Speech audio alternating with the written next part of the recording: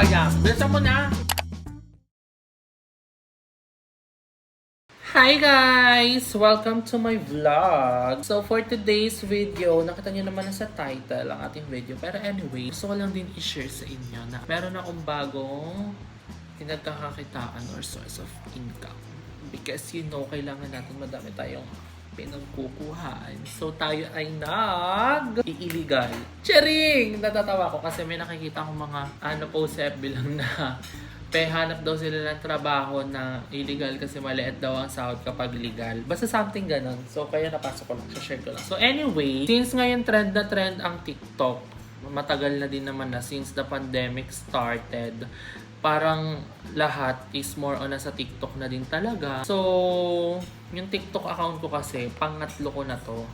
Like, yung pinakauna kong TikTok, meron ako doon 60,000 followers, pero naban yun.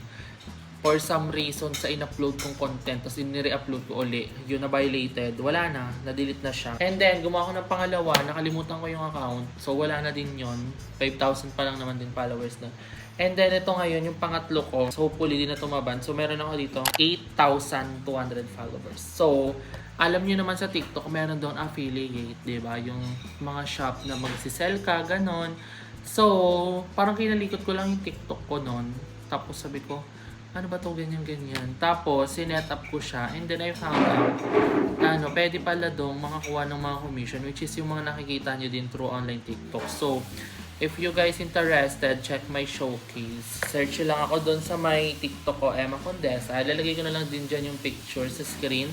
Or kung di ko man malagay, ilalagay ko yung username ko dyan sa comment section below. So, pag na-check nyo yung showcase ko, ayan, pwede nyo i-check, baka may interested kayo doon. So, you can, bumili doon. Pwede kayong bumili doon. Tapos, ayun. Mostly, yung mga nilagay ko sa showcase ko is yung mga pinagbibili ko lagi. So, kahit, syempre, pag nagbibili-bili ako sa, ko din ako bumibili sa TikTok shop ko para meron akong ma-redeem na commission, ganun. So, ayun, check nyo na guys ang aking TikTok shop. Lalo sa mga girl dyan na mga bagets, yung mga teenager. Meron ako dito yung mga line sinusuot na mga double lining na damit. So, baka interested guys. So, ayun lang naman. So, anyway, ayun nga. Etong vlog natin today is, may nag-viewing ng ating house. Sila ay from US, if I'm not mistaken. Sila ay taga-US. Umuwi pa sila from US. And then, ayun, nakausap ko sila nung mga bandang June ata. Second week ng June. Tapos, ayan, umuwi sila dito noong July. So, ayan, pumunta sila dito sa house. And then, ayan, chinek lang nila yung ating house. So, isa sila sa mga nag-inquire. Isa sila sa mga pinaka-naunang nag-inquire na bumisit talaga dito sa ating house. So, ayan. So, papakita ko na lang din sa inyo. This vlog was taken last month pa, yes. July din. So, ayan, papakita ko din yung clip sa inyo. Anyway, bago nyo po pala muna ipanood, papakita ko din muna sa inyo ang aking iniinom. Nandito din to sa aking yellow basket. So, iniinom ko tong Hira Glow. Nakita ko lang dito sa TikTok. And then, support din kay Miss Hira kasi tinulungan niya ang mga gay. For sure, yung iba sa inyo updated naman dyan. Sila kay Miss Catering, sila Pukerat, sila Queen Dora. So, ayan, nadoble nga yung order ko. Pero okay na yun. So, iniinom ko to twice a day. Isa sa morning, isa sa gabi. Dati pinagsasabay ko yung dalawa kasi parang bigat sa tiyan pag, pinagsasabay ko ang dalawa sa, Pero, maganda din to inumin ng gabi because nakaka-good, siya. Nakakaganda ng tulog. So, 20 in 1 daw to. Nakaka-fresh lahat. Mag-1 week ko parang kung iniinom. So, hindi ko pa masabi kung effective or maganda. Pero, parang napapahupa niya yung mga tumutubong pimples sa akin dito sa baba. Pero update ko kayo. Tapos meron din akong iniinom na Nesty Fiber. Ito naman pampaayos lang ng metabolism.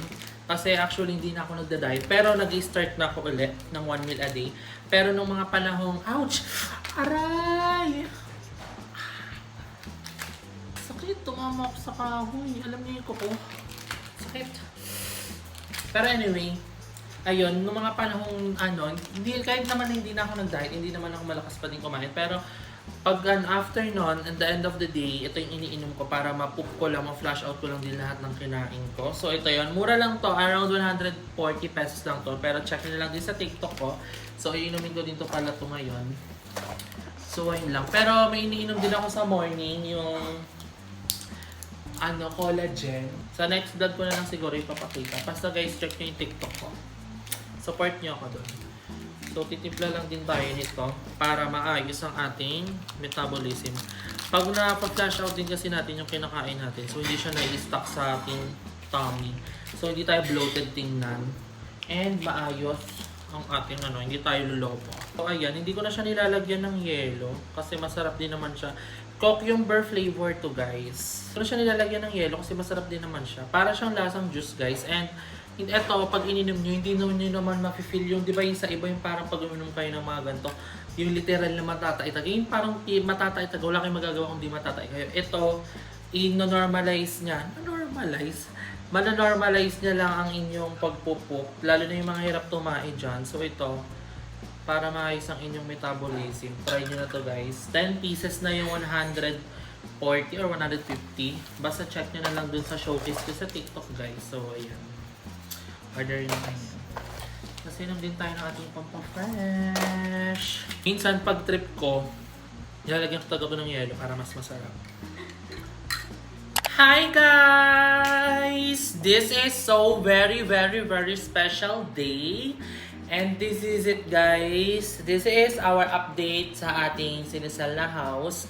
And finally, we have a possible buyer. So ngayon, kaya nakaayos ako, naka-casual tayo ayun ngayon dahil tayo ay imimit natin ang ating possible buyer from USA. Umuwi sila dito sa Pilipinas. So ngayon, pupunta ako sa office ng bahay, doon kami magmi-meet. And then later on, after namin doon, dito sila diretso kasi gusto din daw nila makita yung place. So I'm so excited. So mamaya makikita nyo din yung buyer natin, from US siya. Pero hindi ko na i-ano yung ibang details niya. Pero ayun, inaantay ko lang ngayon si Ate Susette kasi susunduin niya ako dito sa bahay. And then pupunta na kami dun sa my office, doon sa may Molino. So ayan, kaya samahan niyo ako sa ating journey natin ngayon kung ano nga ba yung mga basta ngayon. Basta yun, magmi-meeting muna kami doon. So ito lang outfit natin, black na crop top.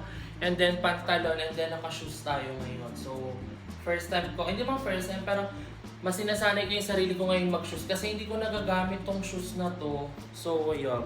I'm so excited!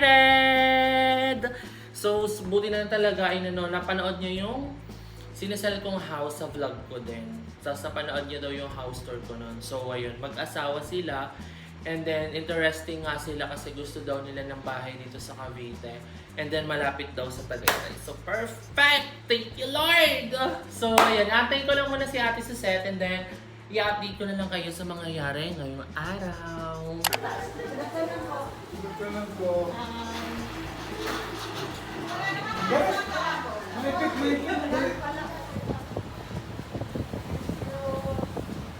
Yung down din namin si Jemima. Hi. Ito yung wife ko si Sarin. Paano po po? Ano po? Si William, pamangkin niya. Ano yung paano sa baba? Ito yung dalawa kong... Bigla pa lang umulan. Ito yung pinakamaliit na po. Saan na kayo nagpangkita? Diyan na po, sa silang. Apat po. Tatlo sa taas. Kasi ito dating CR photo dito. Pero ginawa po siyang pantry. Hindi ba ito yung look? May pantry dito. Ganito lang kalit yung CR dati. hindi. Kasi ito pa yung CR sa baba. Ito yung pinaano nyo, nasa extension. Opo. Hi, William! Diba si William, 12 years old. So dito yung Ayun, laundry area po. Ito ba yung pinakamalaking Ito yung room? pinakamalaking room na po. Ayan lang. Ayan lang. Ito may abang na talaga siya nung una pa lang. Pero maganda po dito pag sunset. saan yung sunset? Pero sunrise yung tapat po dito. So dyan yung sunrise. Opo. Diba? Yan.